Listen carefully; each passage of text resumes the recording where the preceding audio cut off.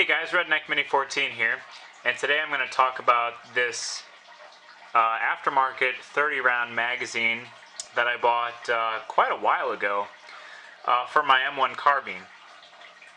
Now, a while ago I posted a video on the different magazine options for the M1 Carbine, and this was one of the magazines that I showed off. It's an Aftermarket magazine. It has the squared off follower in the back for the last shot hold open, and I got it on J&G sales for, I think it was $15, and most of the reviews were fairly good reviews if I remember right.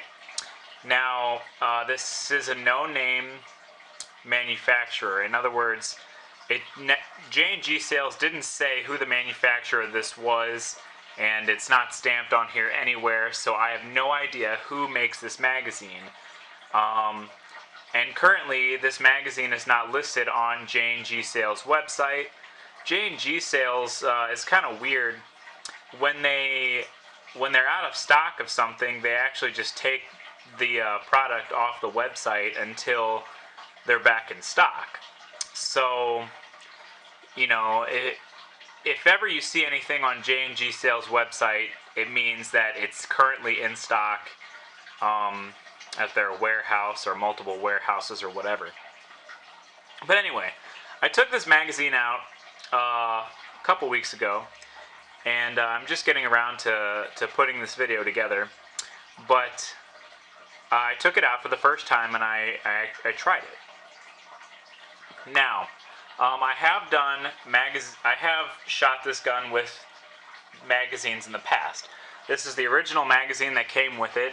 It's, you know, I don't know who makes this one either. This one, it has more of a true bluing job as opposed to this one. I think this one's actually Parkerized, but I don't know. It's either Parkerized or it's just a not a very good bluing job.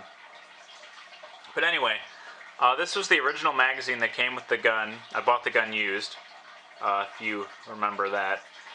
I bought it used, and it came with this magazine, and this magazine, it's pretty old. It's got some rust spots and wear spots on it. And the spring is not quite as stiff, I guess you would say, as it should be. And I've had a couple of feeding problems with this magazine, mostly with the first few shots that you shoot out of this, probably the first 5, 6, 7 shots that you take with the gun. Sometimes you'll have a malfunction with this particular magazine. Another magazine that I actually have 4 of them, are these KCI 15 rounders, and out of the 3 magazines that I've actually tried, I've had the least amount of functions with these magazines. I only had one malfunction with this magazine, and I believe it was a failure to go into battery, where basically I shot it, the bolt went back and just stayed back, and it didn't push the next round in. And that could be the fact that the spring in the magazine was still pretty stiff, because the very first time I pulled the bolt back to charge the rifle, the bolt stayed back and I had to pull it back a second time. So that's probably a factor. And also the ammunition that I was using was probably a factor, because I was using that really, really old, corrosive military surplus ammunition, and you know, that's like 50, 60 plus years old, and it didn't always function the greatest. So anyway, this magazine here is an excellent magazine in my experience. Most of the reviews that I read on it were positive reviews, and my impressions of it so far are positive. The only other magazines that I have are these 10 rounders from keepshooting.com. You can see that. I have 2 of these, and I tried to try them out once, but my gun, the gas port of my gun was blocked, and every single time I had to pull the trigger, I had to pull the bolt back, and that was not a very good magazine test, so we'll do magazine tests with that later. Anyway, back to the 30 round no-name magazine. I had quite a few problems with this. We put 100 rounds through it, or well, we put 80 rounds through it, actually. The problems that I experienced were actually within the first 10 rounds or so. Basically, the first half of the magazine that you fire through it,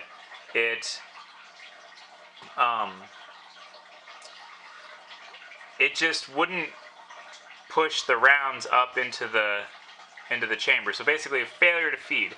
And what was happening, or at least every time I would look at it, what was happening was the face of the bolt would get caught between the head of the casing.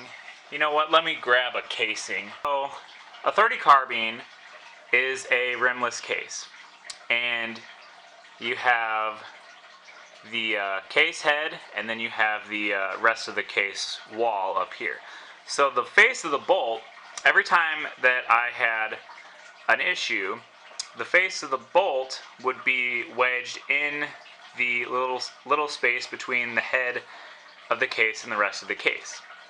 In other words, it was kind of like it was not going back all the way and hitting up against this part of the case and trying to push it up that way. And it would do that for a few different times within the first half of the magazine. So I loaded the magazine up twice up to full capacity, and I personally put 60 rounds through it, and I experienced several malfunctions just like that. I also experienced one light primer strike. I think it was just one, but that was probably the ammunition's fault. But anyway, those are the malfunctions that I was having with the gun. Could they be from the ammunition? Possibly. Could they be from the fact that the gun was probably not the cleanest that it could be, because that ammunition was corrosive, and I had recently cleaned out the gas port, but I didn't clean out the actual bolt assembly and all that. That could be a contributing factor as well. Or it could be that this magazine is just not a very good magazine. I don't have enough experience with the magazine to diagnose 100% that the problem is, 100% the magazine. I just don't. But I do have one thing that I have a problem with this magazine with. And that is when it comes to loading it with stripper clips. Now with an M1 carbine magazine, you have 2 little ridges on either side. They're like reinforcement ridges to make the body of the magazine stronger. And the back ridge is where the spoon or loader or guide, whatever you want to call it, for the stripper clips, it's supposed to ride in this back groove here. And it's supposed to rest on these 2 little dimples right here. So, and it's supposed to go on fairly easy. Now, the back groove on this magazine is not exactly the same as the rest of these magazines. As you can see, it goes just below where the magazine curves up for the feed lips. On the older magazine, it goes all the way up to the curve. So, on the older magazine, loader just slips on and slips off fairly easily, not too easily, but it doesn't scratch the magazine at all, at least not that I can tell.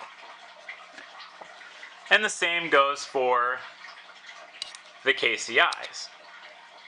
You slide it on, and you can slide it off fairly easily. Now these ones, it does scratch it up a little bit, but I think that's just the type of finish that it uses. It mostly scratches it up right up here, but once it gets into the groove, it doesn't really scratch it. And I don't remember if I tried it with the Keep Shooting magazines, but it seems to be just the same as the other two. So now, let's look at it on this one. You push it on, and it's not quite as easy as the rest of them.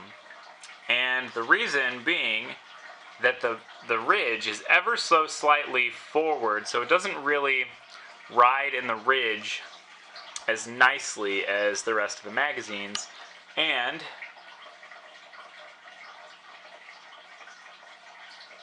I think, yeah, it's catching the very back of the ridge. I don't know if you can see it on here, but it is scratching the finish when you push it on here. So that, it's not a huge deal, I guess, but it is, you know, it is a difference between this magazine and the rest of these magazines, is that to use the stripper clip guide, it's not quite as easy as the rest of your magazines, like, you know, your surplus mags, or your KCI mags, or your Keep Shooting mags, or probably even your Pro mags. It's just not as easy to use. Of course, that's not a big deal. And anyway, I will take this magazine out shooting again and report back to you on how it does. By the way, I'm gonna roll in some footage at the end here, but I'm gonna try it again, and I'm gonna try it with different ammunition because I shot up all that military surplus ammo. I'm going to make sure that the gun is completely clean. I'm going to take the gun all the way apart and clean all the moving parts, make sure it's lubed up properly. And I'm going to take one of these KCI mags out as well, just to see if, you know, if I experience a malfunction with this again, I'll, you know, put it up against this using the same ammunition that I use in this, and try and diagnose the problem, see if it actually is 100% the magazine, or if it's the ammunition, or the gun itself. You know, I'm trying to diagnose the problem, but that's the story so far.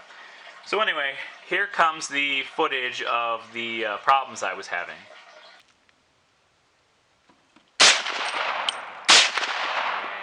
works, kind of.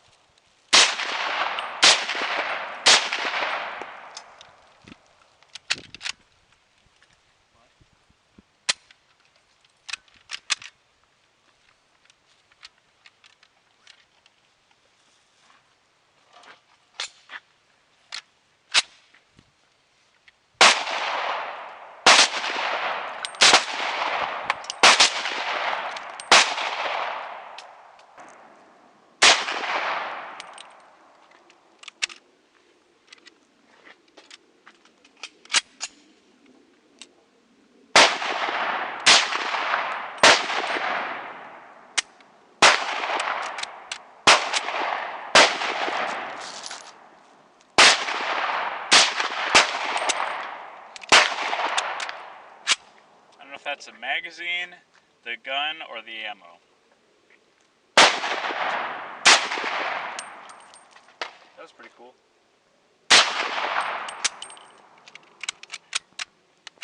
Or maybe it's just a combination of all three.